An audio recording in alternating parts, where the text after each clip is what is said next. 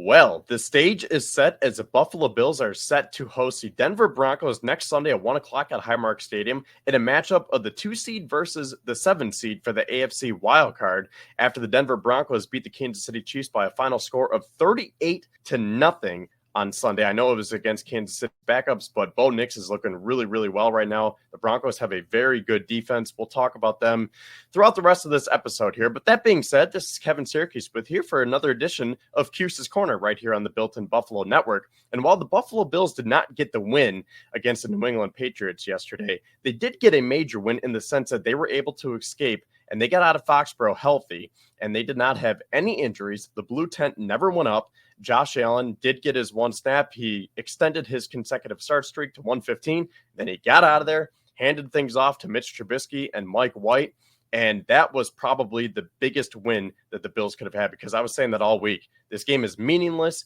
You do not want to get anyone hurt. If you want to get your personal accolades and some team records, individual records, great, but just do not subject them to injuries. James Cook got his 16th rushing touchdown, tying O.J. Simpson, who had 16 rushing touchdowns in 1975 for the most in a single season in Bills history.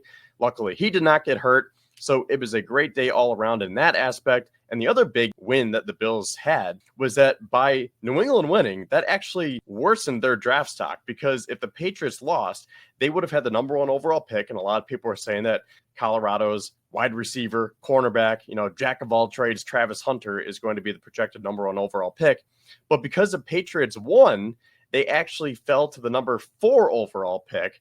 And it was so detrimental, apparently, that they couldn't even wait until Black Monday to fire Gerard Mayo, because he was still in the building shortly after 5 o'clock, and they announced that they were parting ways with him. So it's weird because it's not a victory Monday, but at the same time, it kind of is. So I mentioned some of the team records and the personal accolades. Let's get into those now, because the Bills did not set the NFL record for the most players with a receiving touchdown. They had 13 going into Sunday. They needed 14. I wanted it to be maybe Frank Gore Jr., KJ Hamler. They were not elevated. It sucks that you can only elevate 2 players before the game, and they were linemen between offensive lineman Will Clapp, defensive lineman Casey Toohill. So really, Reggie Gilliam was the only guy who could break that record unless you draw something up for an offensive lineman. But ultimately, they did not set that record. Again, though, James Cook, not only did he get his 16th rushing touchdown, he also broke the 1,000-yard mark. So it was good to see James Cook get his. But the team record that the Bills did set, now this one's pretty cool because not a lot of people were talking about it. But this is from the Bills PR department. The Bills have now scored 30 receiving touchdowns and 31 rushing touchdowns this season, making them the first team in NFL history with 30-plus touchdowns through the air and 30-plus on the ground. So that was a very, very cool stat to see. And then some of the other ones, Von Miller got a sack very early in the game, so that raises his season total to 6, and that sack gave him an extra $1.5 million. Isn't that crazy to think about, right? Like, he's just going out to do his job, and he gets $1.5 million. But I will say Von did take a pay cut at the beginning of the year, so I'm glad to see that he was able to get his. Mac Hollins had a few receptions, and he got a nice incentive for getting 2 more receptions. And Sam Martin got an extra $100,000 for downing his 25th punt inside the 20. Jamarcus Ingram, who saved it from crossing the goal line, said after the game that he didn't even know that was on the line. No pun intended. But he was happy that he could help Martin out. And then Martin said that he's going to be taking him out for dinner here. So good to see some of those personal accolades get achieved. And again, some of those team records as well. Now, aside from getting out of there injury-free, and aside from the Patriots missing out on Travis Hunter or whoever they wanted to pick number 1, really, they could have packaged that number 1 pick and received a plethora of picks. But other than those 2 things right there, my 2 other takeaways, if I could actually take something away from that game, because again, I didn't want to read into it too much, but Tyler Bass just made me, because he missed his 5th extra point on the season, and now he's missed 5 field goals and 5 extra points. And just when I thought we could cruise into the playoffs and not have any takeaways, not have to do too much analysis, here I am sitting here thinking, every time Tyler Bass trots out onto the field now, we're going to have to hold our breath, right? Because I hate to say it, you just can't trust him.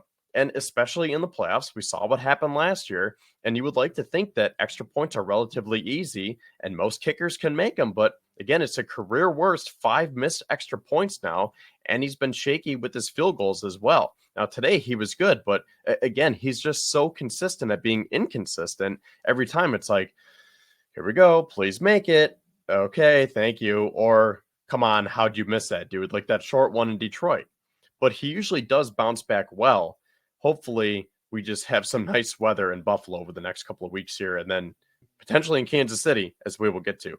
The other, I want to stop myself short of saying big takeaway, but the Bills are going to have to seriously consider the backup quarterback position this offseason because they can save some good money by getting rid of Mitch Trubisky.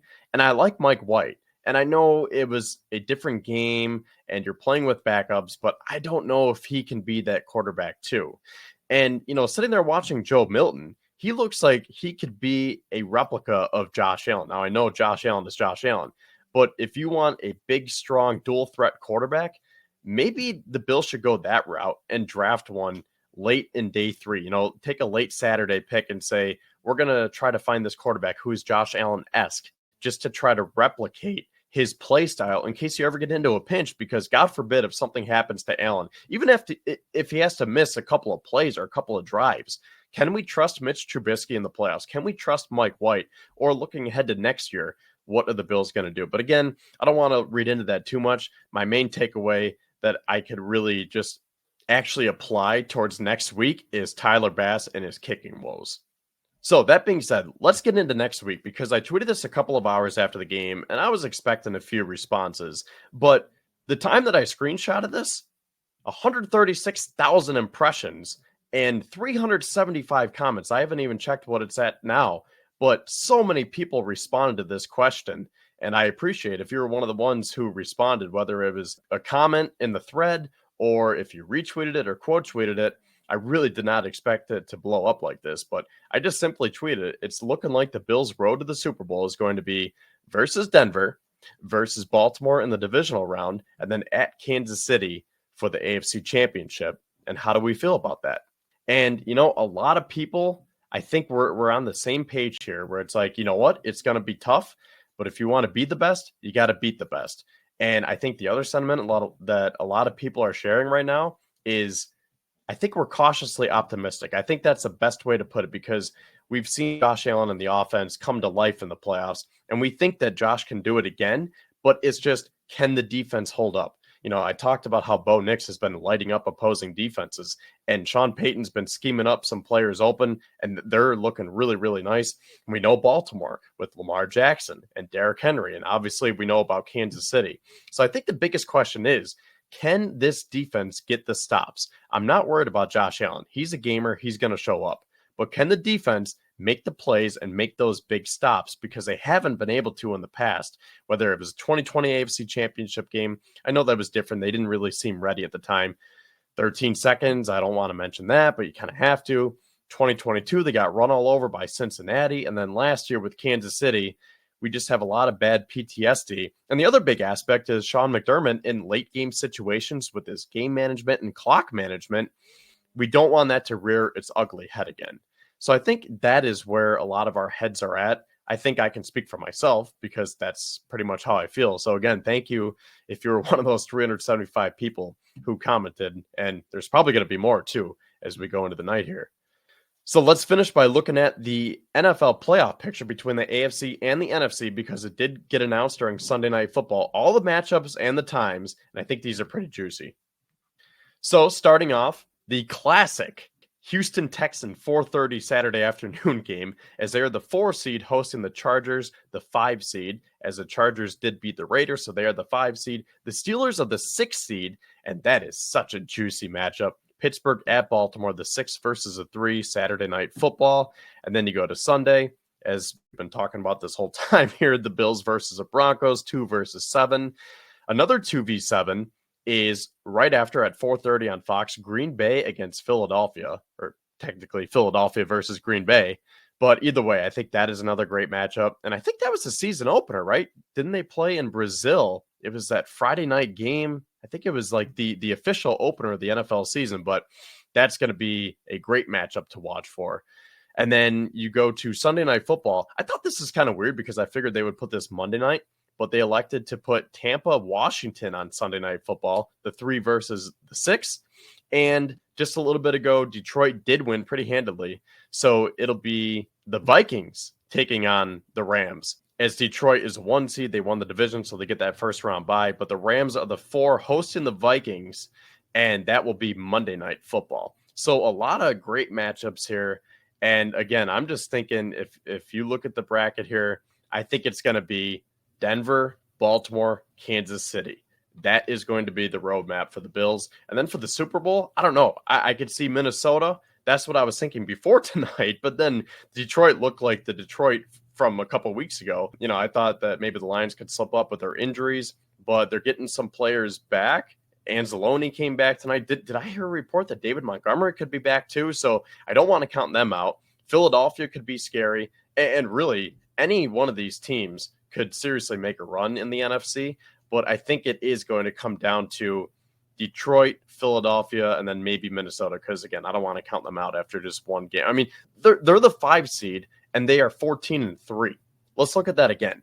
The Rams did lose to the Seahawks, so they got dropped to the 4 seed. But because the Vikings, with their 14 wins, that wasn't good enough to win the division. So they are the first wildcard team as a 5 seed. That is just crazy. So that being said, drop your predictions in the comments. Let me know what you think about this Bills-Broncos matchup or any of the other matchups coming up here. It's going to be fun. So thank you again for joining me on Cuse's Corner right here on the Built in Buffalo Network. We'll see what the Bills can do next week against Denver. Go Bills.